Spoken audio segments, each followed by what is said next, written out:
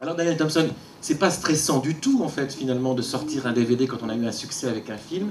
Et je me demandais au fond à quoi sert un DVD. Est-ce que ça sert à voir un film ou à le revoir? Ah, alors ça d'abord il faut demander, c'est pas à moi qu'il faut demander ça, Non, mais... parce que moi je l'ai vu et revu beaucoup de fois. Mais je crois que oui, ça sert, je pense maintenant, étant donné que les DVD sortent de plus en plus tôt, pour les raisons du piratage que nous connaissons tous et qui nous mobilise beaucoup, comme vous le savez. Les films sortent maintenant, enfin celui-ci c'est 6 mois, mais en fait à partir de maintenant ça va être 4 mois. Donc je pense que pas mal de gens qui auront en effet peut-être pas pu ou pas eu envie, c'est pas exactement la même démarche. Je pense que nos films français et les nôtres en particulier sont des films qui ont beaucoup de charme en DVD parce que ce sont des films qui sont très proches des gens, très proches des comédiens. Ce ne sont pas des films à grand spectacle quand on les voit sur un écran plus petit, aussi grand soit-il, puisque maintenant les écrans ont beaucoup grandi, mais enfin, c'est pas la même chose. Moi, j'ai regardé 10 minutes de Laurence d'Arabie l'autre jour chez moi, et voilà, on a arrêté tout de suite, parce qu'on ne peut pas regarder Laurence d'Arabie sur un écran de télévision. Moi, je trouve ça pas possible. Alors que des films comme celui-ci, voilà, il y a une intimité. Ce sont des films que je crois sont extrêmement séduisants dans un format plus petit. Alors pour ceux qui n'ont pas vu le film, on va tout de suite demander à Karine Idiard peut-être de nous résumer en quelques mots ce film, Le Code a changé. Pour vous, Karine, c'est quoi ce film? C'est pas une bonne question. Mais si, c'est une bonne question. Alors, pour donner envie aux gens d'aller le voir, d'aller acheter le DVD.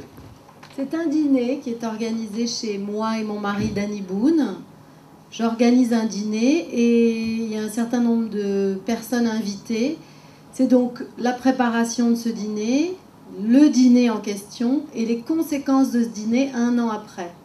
Donc c'est tous les gens, les histoires de couple et les conséquences de ce dîner, puisqu'il va y avoir pendant ce dîner une rencontre assez décisive entre deux personnes.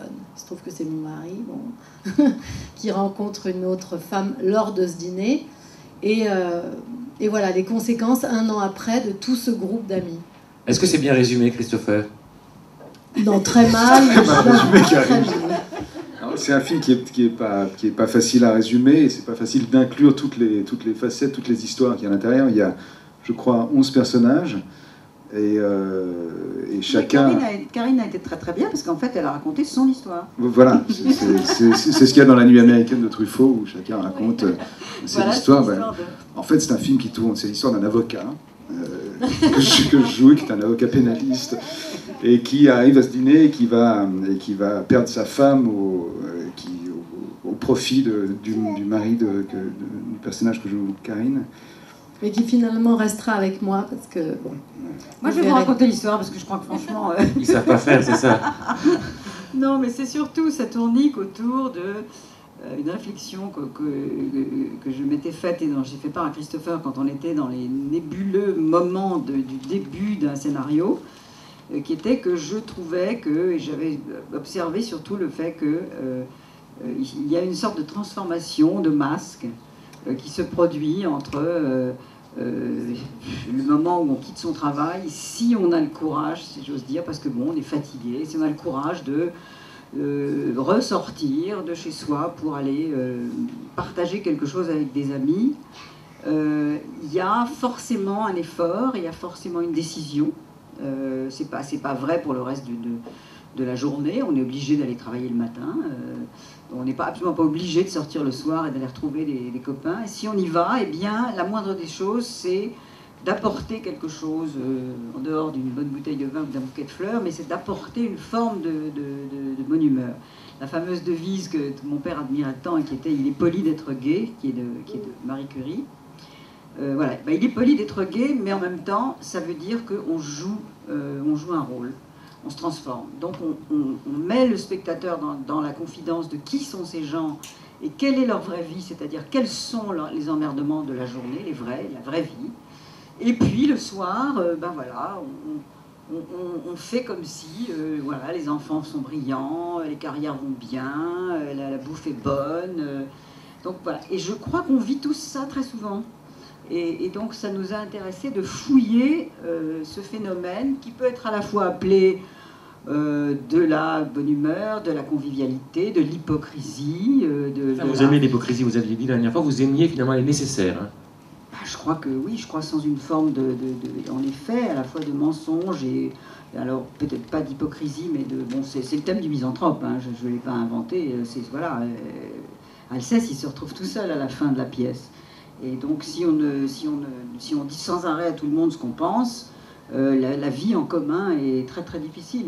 D'ailleurs, y compris aussi dans un couple, parce que ça s'est transformé très vite dans l'écriture, dans un film sur le couple. Et aussi sur différentes sortes de mensonges dans nos vies, la vie professionnelle, le secret professionnel aussi, qui est abordé. Donc ça tournique autour du mensonge. Je suis extrêmement bien entraînée, parce que j'arrive de Montréal, et je viens de tout dire aussi aux Canadiens. Est-ce que, Karine Viard, quand vous avez travaillé ce film avec Daniel Thompson, quand vous avez été dirigé par Daniel Thompson, est-ce que c'est comme ça qu'elle vous expliquait les choses? Ou alors, est-ce qu'elle n'expliquait pas les choses? Eh ben,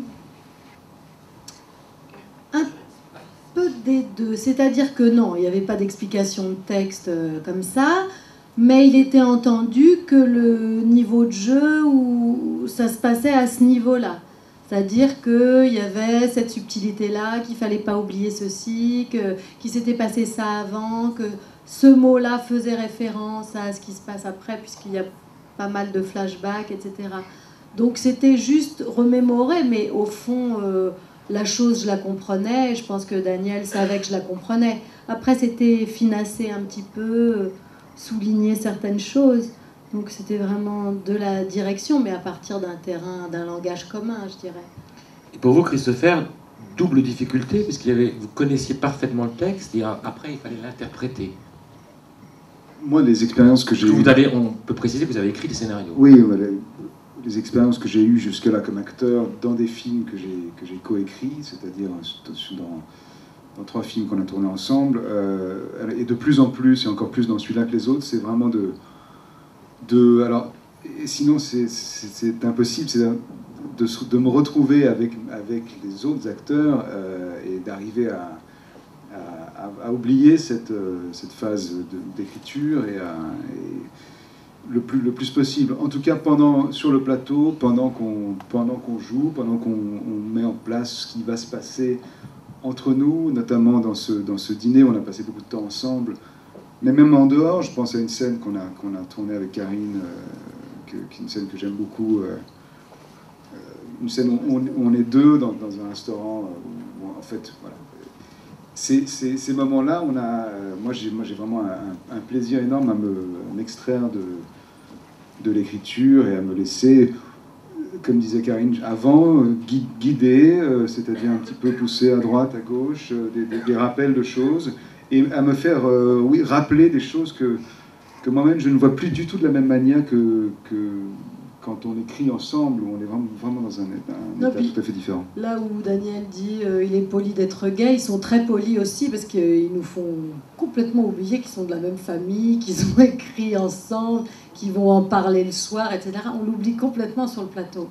C'est-à-dire Christopher, il est vraiment acteur au même titre que nous et leur relation... Il s'énerve pas quand vous riez, parce que là, dans les bonus, il y a quand même pas mal de scènes. Bah, c'est le premier à rire. Hein. Moi, je m'énerve.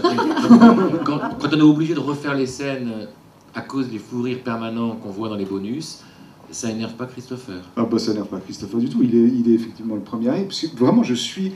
Alors là, du côté des acteurs, et puis ça l'énerve pas non plus, parce que ça fait partie de l'énergie de la situation.